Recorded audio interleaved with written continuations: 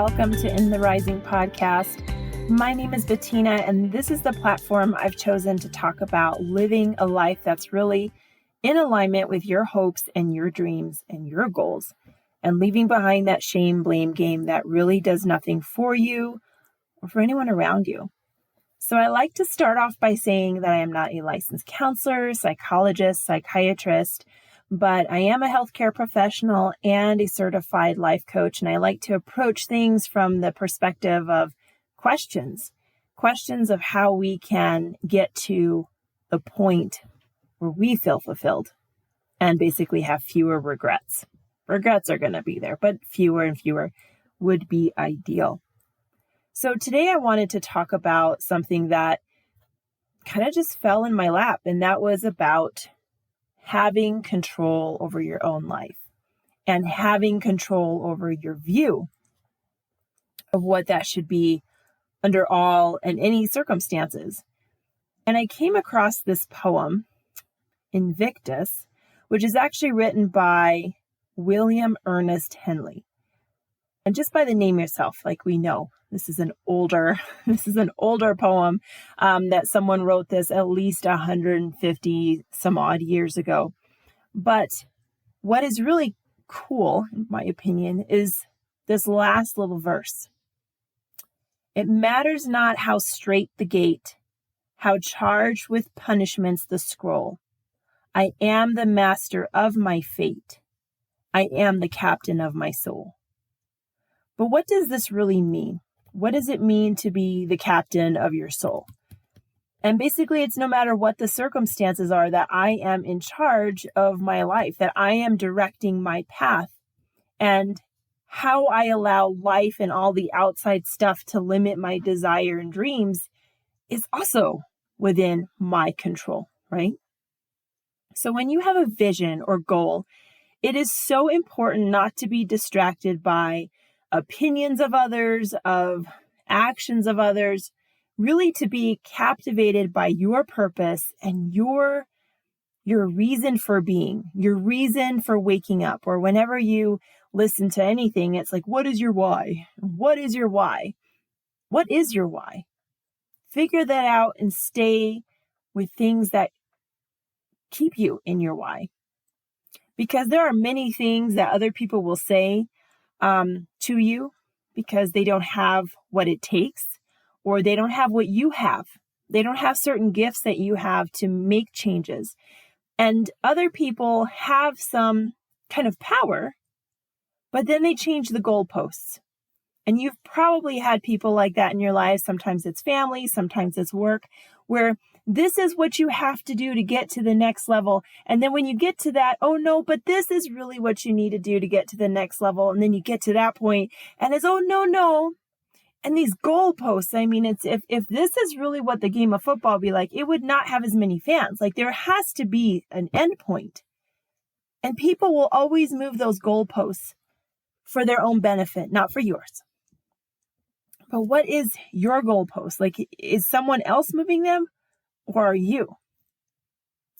So it is important that we kind of think of this crab story, and where if you have an entire bucket full of crabs, you really don't have to have a lid on it. And that's because every time one crab gets up to the top, all of his little friends or her friends will pull it back down. That's kind of human nature as well. The more you get to the top, the more alone you're going to be. If you want to have a big support group at all times, then don't follow your dreams, follow other people's. So if you want to live and honor your vision, you do have to set out by yourself to some extent. It does not mean that you're not in a fleet of ships with other people going the same direction, but you are in charge of one vessel, and that is you. So what is actually interesting about this poem, what I found interesting, is that this author had a huge amount of hardships in his life. He actually developed tuberculosis of the bone around the age of 12, and in his early 20s had to have his leg amputated. And TB lives in your body, and sometimes it flares up, rears an ugly head, and then it goes away. But on one of these times, he became so ill, he almost had to have the other leg amputated as well. But his courage and his perseverance and his view as he went through this really made an impression on his friend, Robert Louis Stevenson. Again, older sounding name. And he is the author of the book Treasure Island.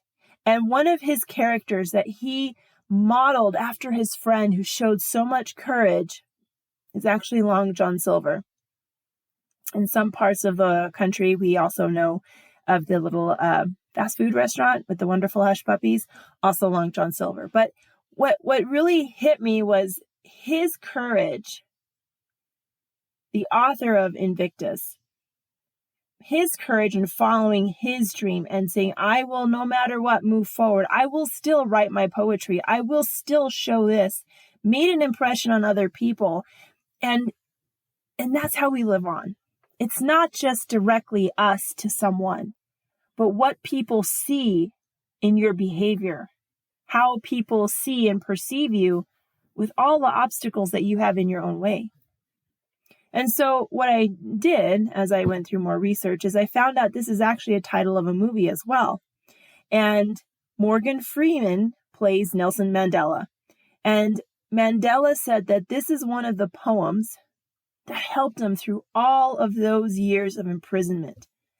How not to grow bitter, how not to grow more angry, but to develop himself, to put his effort into himself, and to do something crazy like exceed his own expectations. And he did. I mean, if that's not a story, I don't know what is.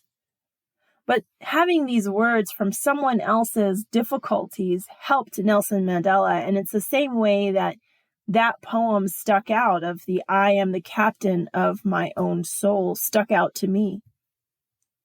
Are we or are we not? So Invictus actually means unconquerable in Latin. Unconquerable.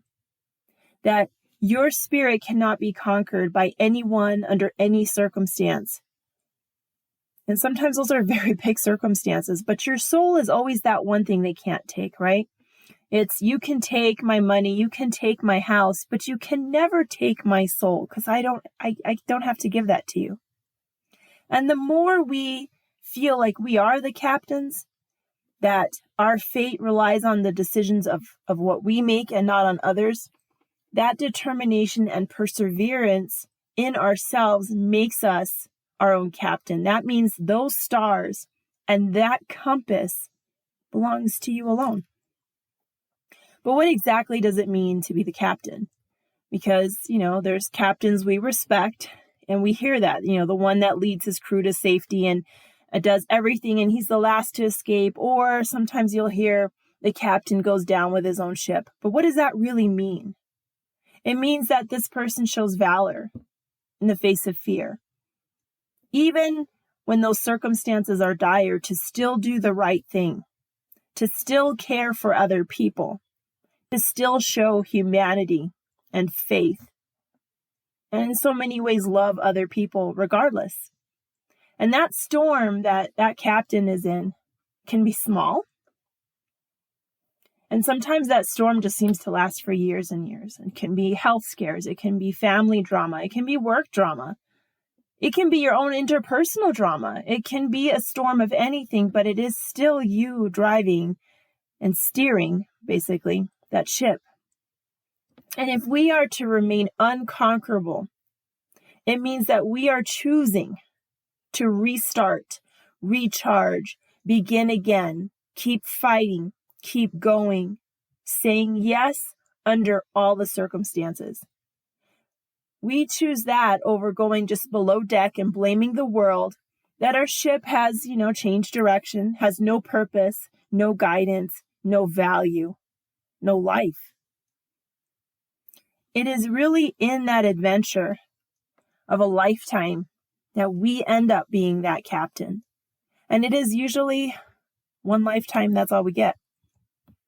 So the question I pose today in this podcast is really looking in that mirror and asking yourself, are you leading your own ship? Are you leading your own ship in the direction of your chosen destination? Or are you continuously looking at all the storms that have passed? They're passed in your history books, and you're reviewing everything what could have, a should have, and this and that, but you are not moving forward right now. You're still looking back at all of the waves that you've gone through instead of the waves or sometimes smooth sailing ahead. In fact, what I like about this captain kind of parody analogy is that you are that captain, and there can only be one, right? You don't have multiple captains. There is only one. And in that, yes, we are alone. But we are alone together, meaning that there's a good chance that you know someone, you've heard of someone who's overcome or going through something very dark. They're in their dark days. Freedom of problems is not a given. We are all going through something, or we have gone through something, or guess what? Something's ahead of us and we don't yet know about it. But we are not always alone as we're going through that. But we still have to make that decision of what will we do in that path right here, right now. Because you never know when you will be unconquerable or invictus until you really are making sure that you are remaining unconquerable in your soul. And from that point on, everything else you have the ability to conquer. So thanks for listening to me today. I really enjoyed learning about this topic and doing some research and realizing how many pieces actually came together for that story to fit together. So if you feel that someone would benefit from this, go ahead and share this podcast. And if you have not yet subscribed, I would encourage you to do it and leave a review. It does so much wonder for my podcast or anyone else that you're listening to. It does so much for that person who puts that work together to really bring some light out into the world. And until next time, let's keep building one another up.